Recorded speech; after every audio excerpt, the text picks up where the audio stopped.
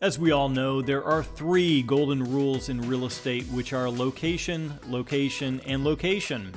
Unfortunately, many of us live in areas that are not necessarily great markets, which force us to do one of two things. Either invest in those high-cost areas where hopefully appreciation is your exit strategy, or invest in more favorable, linear markets where cash flow is the main objective. Today, we'll be discussing how to invest and manage in real estate remotely.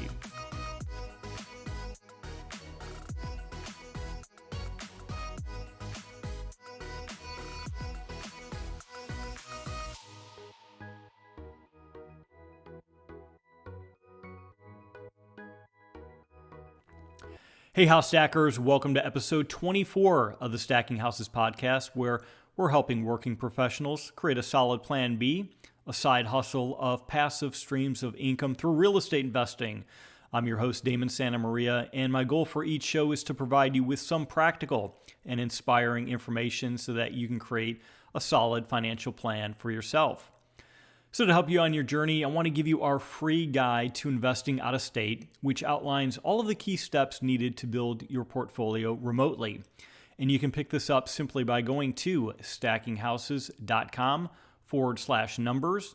And while you're there, feel free to check out our blog and my free book, as well as the great training on where Jim and I are finding great deals in today's landscape.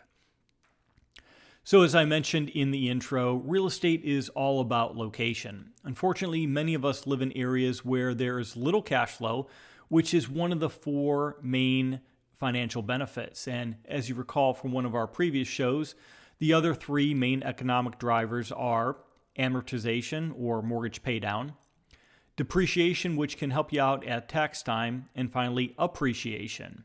I guess you could say that leverage is another one, but I like to include this in amortization. So let's spend a moment on appreciation, because appreciation can be great. In fact, I've done extremely well with the properties that I have sold, mostly because they went up so much in value.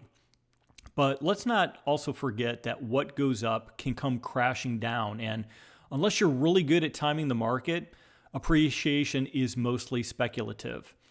The other difficult part of appreciation is that it's tied up as equity in the property until you either sell or do a cash out refinance. And so for this reason, I like to mainly focus on the cash flow of the property. But let's say you live in California, New York, or other high-priced areas like the coastal areas of the United States. It's going to be difficult to find those high cash flowing properties.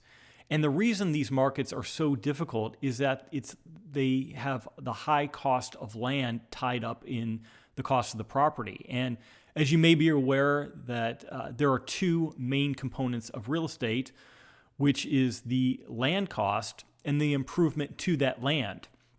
And investing in lower land cost areas tend to have better cash flow. And these areas include areas like the Midwest, and then cities like Memphis, Indianapolis, and St. Louis, to name a few. But herein lies the challenge, and that's finding individual deals in these markets, especially if you're across the country. And unless you already have relationships with agents and brokers that can continuously find you great deals to fill your funnel, you're going to need to find a team that can send you your deals. So now I'm going to pause here, because this is the part that many newer investors struggle with. Many folks want to see and experience the actual properties themselves. They want to walk the property and inspect every aspect of the house. And that's okay. For you, I would recommend getting in the car or jumping on a plane and going to actually visit the property. I think this will give you a better comfort knowing exactly what you're buying. But let's also not forget that this isn't 1980. We're going into 2022. And today we have the technology and the resources to help eliminate some of the challenges that you may be facing with this type of investing. So today we have a myriad of websites to help navigate the value of the house. We have Google Maps to help view the area. We have tools to review school ratings and crime statistics. We also have access to find great agents and inspectors and contracts and we can even close on the property virtually without having to be there in person. So if there is any silver lining to COVID, it's that we've learned to get comfortable with doing things remotely. And I have a closing tomorrow that will be done all from my home office. I can even wire the money for the closing from my computer. And I've acquired well over 20 properties this way, many of which I've never physically been to. We are truly living in remarkable times, and as real estate investors, we need to leverage and embrace all that is available to us. Okay, so for those of you that are still with me and are on board, there is one possible solution, and they are called turnkey providers. And turnkey providers are those local companies that find properties at auctions, estate sales, and other properties below market value. A lot of these companies will also buy directly from wholesalers. And as you might be aware, wholesalers are the folks that have the yellow signs on the side of the road that says, we buy ugly houses. And, once the turnkey companies acquire that property, they first rehab everything to make sure that all of the systems like the HVAC, the water heater, and the furnace are new or like new. They'll typically put a new roof on, they'll add new appliances, landscaping, obviously paint and make sure that the flooring is in great condition, and then they'll also place the tenant in the property. The other great thing about turnkey providers is that they'll most likely provide you with a property management team so that you won't be dealing with tenants, toilets, and termites. And this is a big deal if you're not located near the property. So once all of this has been done, they'll sell the property to investors like you and me as a quote-unquote turnkey solution.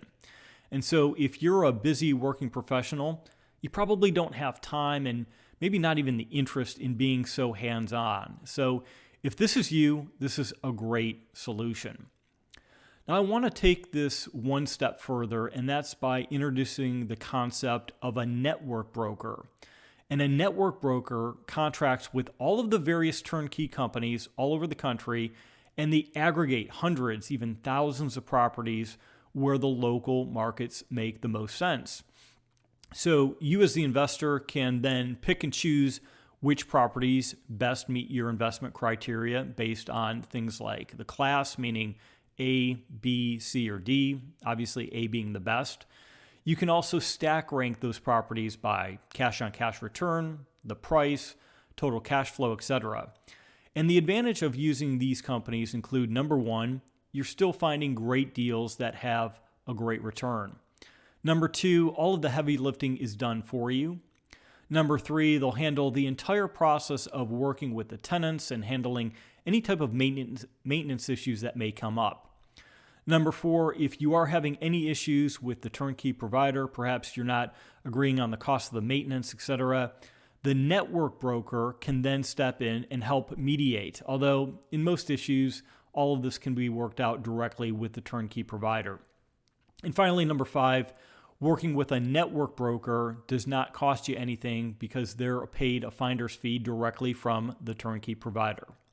So again, I have bought most of my properties this way, and it's allowed me to scale at a pretty quick pace. The other important item is that this type of strategy also allows you to have more geographic diversity as you build up your portfolio. So if you have all of your properties in one area and some economic force hits that one area, then it could spell trouble for your entire business. So finally, I want to explain a quick case study of a turnkey property that I bought back in 2016. And the purchase price was $87,900. And over the next 5 years, it provided a tremendous amount of cash flow and very little maintenance because everything had already been rehabbed on this property.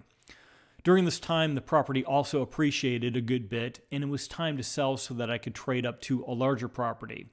So I actually sold the property through Zillow offers for $219,000. Remember, I paid $87,900 for this property. So when you add up the cash flow and the appreciation, I made about $190,000 in the 5 years that I owned it on one property. So now I want to note that I didn't do any work to this property. I didn't swing a hammer, no paint, no nothing. So in the end, the simple, boring property made me on average $38,000 a year for each year that I owned it. And this, my friends, is the power of real estate. So in closing, turnkey properties can be a great way for you to get access to great cash flowing properties, irrespective of where you're located, but it may not be the best solution for everyone. It does take a bit of a leap of faith, but again, I've bought well over 20 properties this way, and it's helped me to become financially independent. So if you'd like a personalized introduction to either a turnkey provider or a network broker, you can send me an email at damon@stackinghouses.com, and I'd be happy to connect you.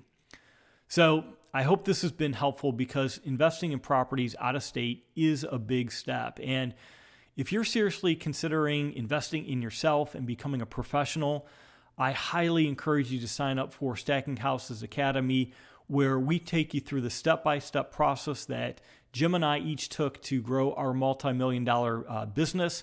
And in Stacking Houses Academy, we have some great interviews with turnkey providers and network brokers, so feel free to check that out. And if you liked what you heard today, I would appreciate a like, a share, or a review on the platform that you're listening on.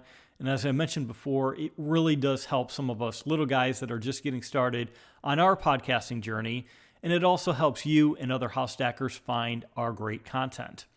So as I mentioned at the beginning of the show, I want to give you our guide to finding properties out of state. And you can pick this up simply by going to stackinghouses.com/numbers. And until next time, happy investing, my friends.